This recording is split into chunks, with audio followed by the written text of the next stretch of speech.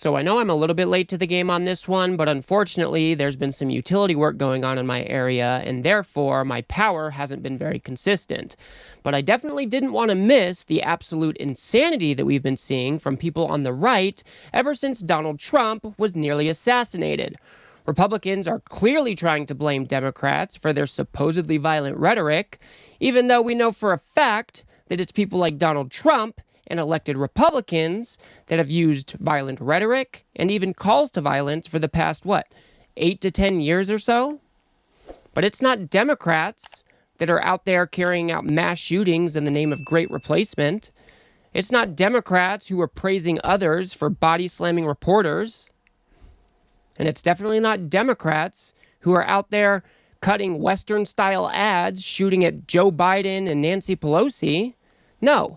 These are things that we see from people in power on the right. Now, if you want to say that there are crazies on Twitter that are on the left, sure. But when we're talking about people in power, elected leaders, this type of violent rhetoric and violence comes nearly exclusively from people on the right. We even have people like J.D. Vance, who might be our next vice president of the United States, trying to say that because Democrats point out Trump's authoritarian tendencies, that they are somehow to blame for the escalation of violence in this country. So let's go ahead and take a look at what he had to say. But Senator Vance was very busy on social media, the senator posting on X, "Everyone join me in prayer for President Trump and everyone at the rally. I hope everyone is okay." A few hours later, Vance posting a much more political message saying, "Today is not just some isolated incident. The central premise of the Biden campaign is that President Donald Trump is an authoritarian fascist who must be stopped at all costs." That rhetoric led directly to President Trump's attempted assassination.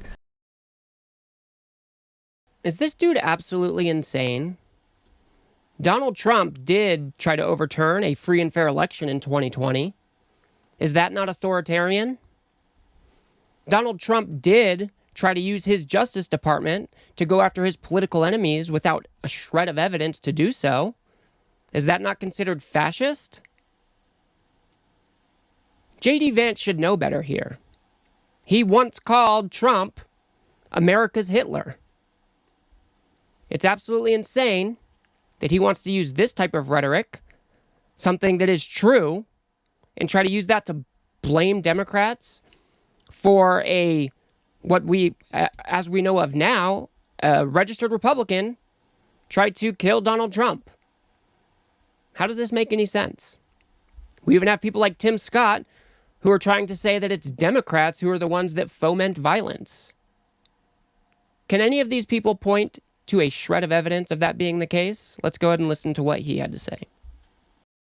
The character assassination of President Trump has been pathetic, disgusting, and the fomenting of violence is a natural outcome of the national media continuing to say that Donald Trump is an existential threat to American democracy. Unfortunately, Donald Trump is an existential threat to American democracy. He tried to overturn one election already. He has a plan called Project 2025 that he would implement if he were to get reelected. And that plan calls for firing a whole bunch of federal employees and replacing them with Trump loyalists. He wants to take the DOJ under his complete control and use it to go after his political enemies. These are things he has said. He is promising retribution. He is an existential threat to democracy. You can't just say because we point out the truth that somehow we are responsible for violence or violent rhetoric. It doesn't make sense. That is not how this works. We even have Representative from Georgia, Mike Collins, trying to say that Biden actually sent out the hit on Donald Trump. I'm not joking. Let's take a look at what he said. Georgia Republican Congressman Mike Collins took this approach, going to social media, posting on X that President Biden, quote, sent the orders for the assassination against former President Trump. He also posted that the local prosecutor in Pennsylvania should immediately file charges against President Biden. Now, Collins was apparently referencing recent comments from the president that the, quote, bullseye should now be placed on Donald Trump rather than on his poor performance at last month's presidential debate. What is wrong with these people? This guy went out on Twitter before there was any information available and started blaming Joe Biden for putting the hit out on Donald Trump. This is absolutely reprehensible. This is dangerous rhetoric. Do you think some crazed lunatic isn't going to look at this and be inspired to do violence against Democrats or Joe Biden himself? We have to expect better from our elected officials. This is absolutely insane. Trying to say that the sitting president of the United States put a hit out on his political opponent. That is crazy. He didn't point to any evidence for that being the case. There was no information that could even plausibly be construed to make that the case. Absolutely insane. These people are unwilling to wait for actual evidence, actual information to start crafting a narrative. Instead, they just want to point the finger right away at their political opponents. That's exactly what Lauren Boebert did as well, saying that Biden is the one who is actually responsible, even though this was an elected or a registered Republican trying to possibly assassinate the leader of the Republican Party. How does this make sense? Let's go ahead and look at what she had to say. I'd like to clarify what you just said. Do you believe that President Joe Biden bears any responsibility for what happened today, or does the responsibility for the shooting lie with the shooter?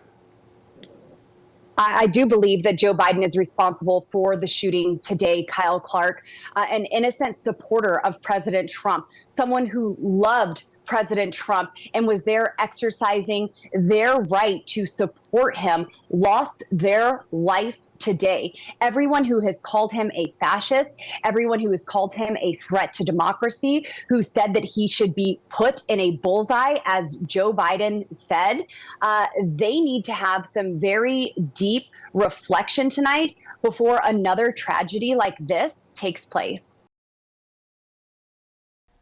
Where is the self-reflection on their side?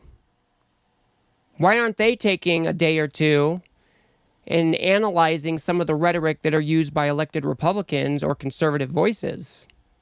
Why isn't that a thing? Why aren't you looking at Marjorie Taylor Greene ads that are like literally blowing up Priuses marked with socialism in her political ads?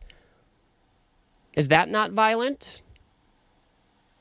We see time and time again Republicans or people running for Republican office using violent rhetoric even in their political ads. Where is the self-reflection on your side? And again, Lauren Boebert was willing to come out here and start pointing the blame at Joe Biden before we had any information about who the shooter was, what the possible motive may have been. It is absolutely insane that she is so confident coming out here and just pointing the finger without zero evidence, zero information. Again, we have to expect more from our elected officials. This is crazy town. What's even more crazy town is we have people like Corey Mills trying to pull in the right's biggest boogeyman, DEI. Yeah, no joke. Literally trying to use DEI as a blaming mechanism for this shooting. Absolutely insane. Let's take a look. But when you have nothing that is actually showing force protection, you're encouraging this. Look, I'm not sure about who the individuals are on the individual detailed Secret Service, but I can tell you under this Biden administration, the one thing I've seen is massive DEI hires. And I can tell you, when you primarily go after DEI, you end up with DIE.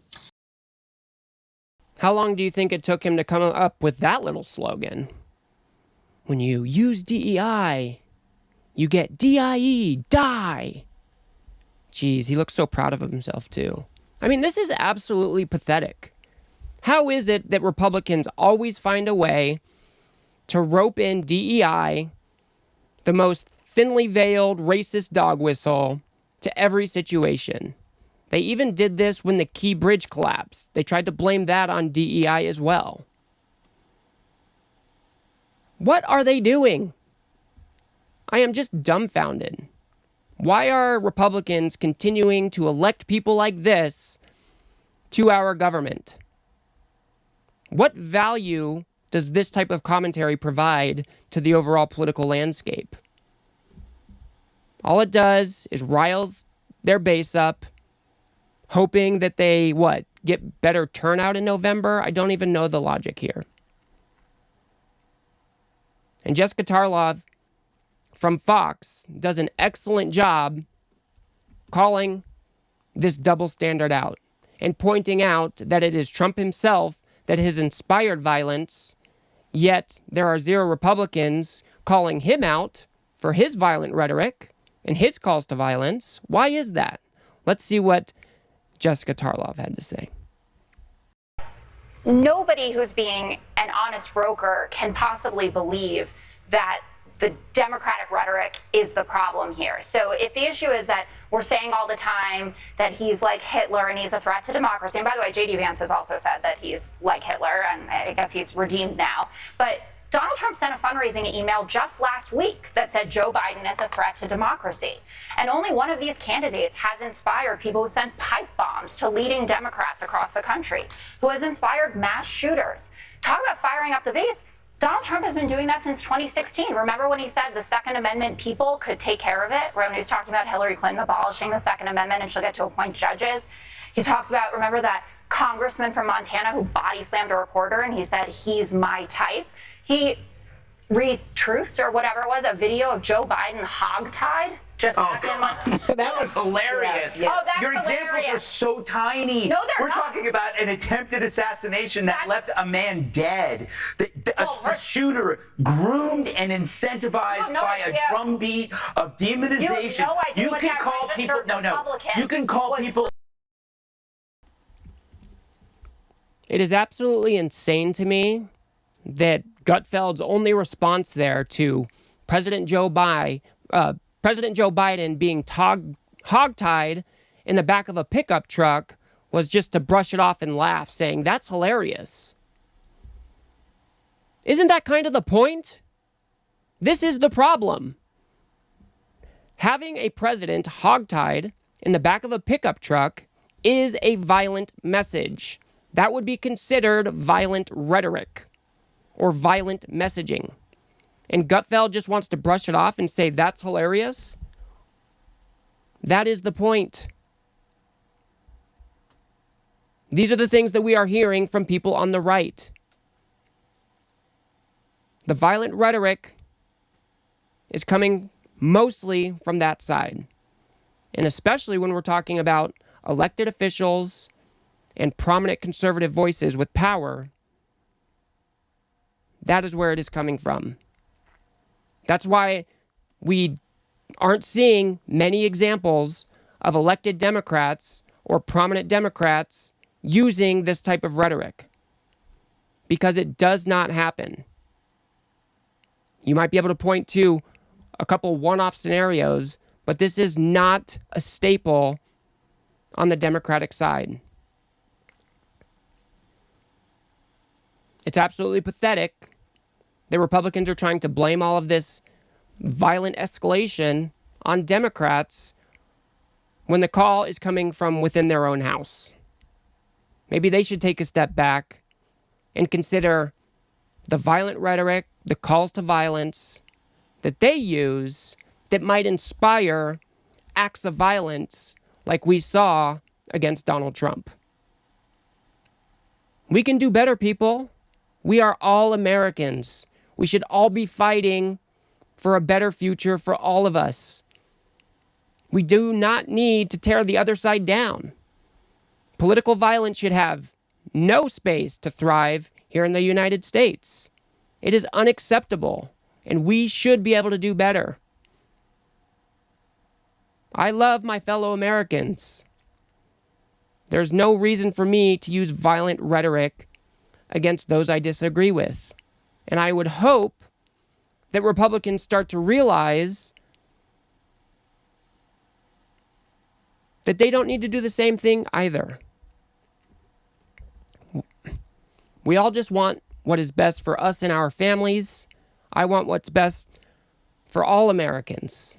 So why can't we just work together, even if we disagree, to build a better future for all of us? That's what I want.